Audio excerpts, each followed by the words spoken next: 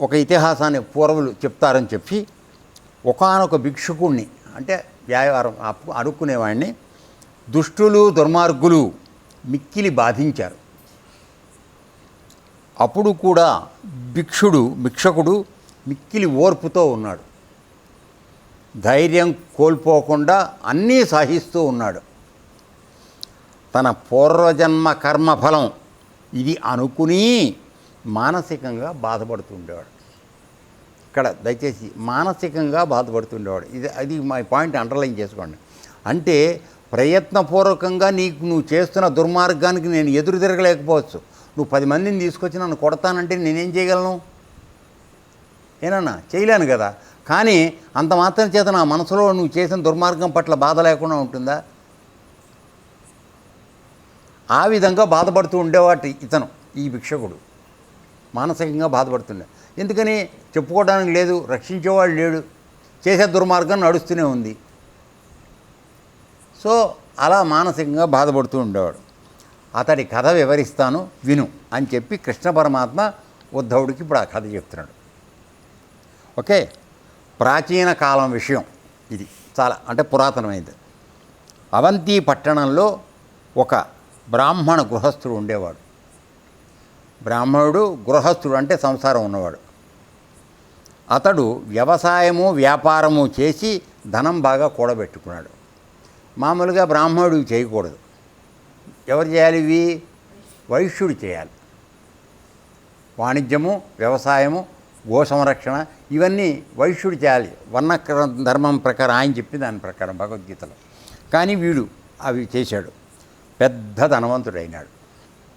ధన సంపాదనలో పడి బుద్ధులు బండబారినాయి. అంతే, డబ్బు వచ్చిందో ఇంకంతే. అర్థమైందా? తర్వాత ధన సంపాదనలో పడి బుద్ధులు బండబారినాయి. అంటే అసలు బుద్ధి అనేది లేకుండా అయిపోయాడు వాడు. ఓ బండరాయి కింద అయిపోయాడు వాడు. చివరకు ఆశపోతు అంటే కనపడిందల్లా ఆశించడమే. ఆశలో 3 రకాలు ఉన్నాయి కదా, ఆశ, దురాశ, పేరాశ. ఇక వీడు ఆ హయ్యెస్ట్ స్టేజ్కి వెళ్ళిపోయాడు అనమాట. లోభిగా అంటే ఎవరికి చేత్తో విదిలించే పని లేదు, లోభత్వం. కఠినుడుగా, పెట్టకపోతే తిడతం కూడా చేసేవాడు, మారాడు. వాడి మాటకి కోపం మరీ ఎక్కువైపోయింది. ఎవరినైనా సరే తిట్టడమే, పెట్టకపోగా చీటికి మాటికి మండిపడడం పరిపాటి అయింది ఎవరు వచ్చినా సరే. దాంతో ఏమైంది, అతని బంధుమిత్రాదులు కూడా అతడంటే అసహించుకోసాగారు. వాడి దగ్గరికి వెళ్తే ఏదో ఒకటి తిడతాడు రా, ఎందుకు వచ్చింది వాడి దగ్గరికి వెళ్ళటం పోతే మానేయాలి. అతడు ఎవరితోనూ తీయగా మాట్లాడి ఎరగడు, మంచిగా మాట్లాడటం లేదు వాడికి. అతిథులు అల్లంత దూరం నుంచే పారిపోయేవాళ్ళు. మాట మంచి లేనప్పుడు ఆహారం ఏం పడతాడు? దానం, ధర్మం, సత్కర్మలు ఇంకేం చేస్తాడు? అవి లేవు. ధన సంపాదన సంరక్షణలో పడి పరులను ద్వేషిస్తూ చిక్కి సగం అయిపోయినాడు. ఇప్పుడు సంపాదన చేయడం ఉపపాక్షణ, దాన్ని దాచిపెట్టుకోవడం, దీనిలో అందరినీ ద్వేషించడం. దీంతో ఏమైపోయింది, తిన్న తిండి ఒంటికి పట్టేటల్లా ఎప్పుడు చూసినా రోగం. డబ్బు సంపాదన మాత్రమే ఒకటే. కృషించిపోతున్న కొలది కోపము, తాపం, పాపం వాడిని పట్టి పీడించసాగాయి. ఇది ఓపిక లేనితనం. అంటే మామూలుగా దానికి ఏం చెప్తారంటే జరుగుబాటు కోపం అని అంటూ ఉంటారు. అంటే వాడు అన్నది జరగలేదనుకో విపరీతంగా కోపం వస్తూ ఉంటుంది. చిన్నదానికి కూడా జరుగుబాటు కోపం అంటారు అన్నమాట. ఓకే, ఆ విధంగా ఉండేవాడు అనమాట. కోపం, తాపం, పాపం. ఇందరిని ఏడిపిస్తే పాపమే కదా వచ్చేది. అది వాడి లోభిత్వం చూసి భార్య, బిడ్డలు, చుట్టాలు, పక్కాలు, పనివాళ్ళు, అయిన వాళ్ళు అందరూ విచారించసాగారు. వీడు కనపడితే చాడు ప్రతివాడు ఏడవడమే. ఓకే, చివరికి వీడి పీడ ఎప్పుడు విరగడవుతుందా అని అనుకునేవారు. అంటే వీడు పోతే బాగుండని అందరూ కోరుకునేవాడు. ఎవరు ఏ పని చేసినా వాడి ఇంటిలో వాడికి నచ్చేది కాదు. నువ్వు ఏది చేసినా తిట్టడమే పని. అందరితోనూ తగువులు పోట్లాటలు. ఊరికే ఉడికిపోతూ ఉండేవాడు. ఉడుక్కోవడం అంటే నువ్వు ఏం అనకపోయినా సరే అది కొట్ట నన్ను అన్నావు అని కావించుకుని మాట్లాడడం అన్నమాట. వాడు ఇహలోకంలోనూ పరలోకంలోనూ భ్రష్టుడైపోయాడు. అర్థమైందా?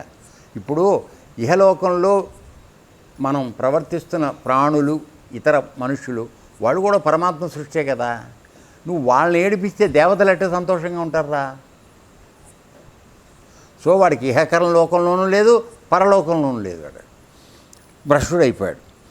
కానీ కుబేరుడు కొన్నంత ధనం పోగు చేశాడు. ధనంతో, ఆ ఉన్న ధనంతో ఒక దానం లేదు, ధర్మం లేదు, భోగం లేదు, యోగం లేదు.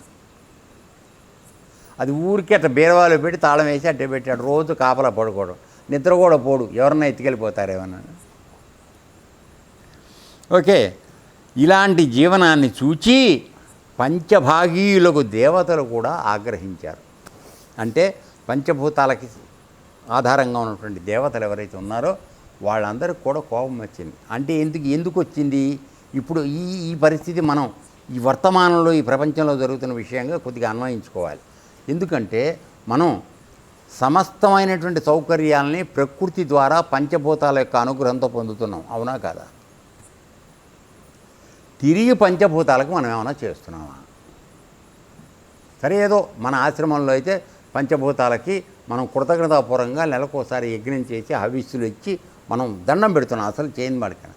కానీ నువ్వు వ్యవసాయం చేస్తూ నీళ్లు వాడుకుంటున్నావు, సూర్యుడు ఎండ వాడుకుంటున్నావు, చంద్రుడి యొక్క విత్తనాలు తయారు చేసేది వాడుకుంటున్నావు, భూమి వాడుకుంటున్నావు, నీరు వాడుకుంటున్నావు.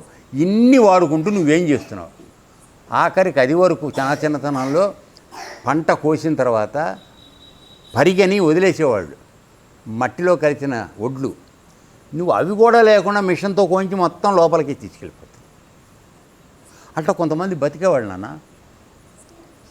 పరిగా వాళ్ళు జల్లెడ బట్టి మట్టిని జల్లెడ పడితే వాళ్ళకి ఒడ్లు దొరికేవి. అది కూడా లేకుండా చేస్తున్నాడు. అంటే ఎంత స్వార్థం పెరిగిపోయింది ఆలోచించు. నీకేమో అందరు ఇవ్వాలా, టైంకి వాన పడాలి, ఎండ వేయాలి, అన్నీ నీ పంటలు బాగా పండాలి, 3-5 సార్లు మందులు కొట్టి చేసుకోవాలి, హయ్యెస్ట్ రేట్లో కొనుక్కోవాలి, అన్నీ మనకు ఫ్రీగా ఇవ్వాలి. ఎక్కడికి వెళ్ళి జరుగుతోంది ఇది? ఎట్లా వస్తుంది? సో ఇది ఇలాంటిదే చేయటం వలన వాడి వల్ల ఏమైందంటే ఆ పంచభూతాల యొక్క అధీన దేవతలు ఎవరైతే ఉన్నారో వాళ్ళ కోపం వచ్చింది, ఆగ్రహించారు.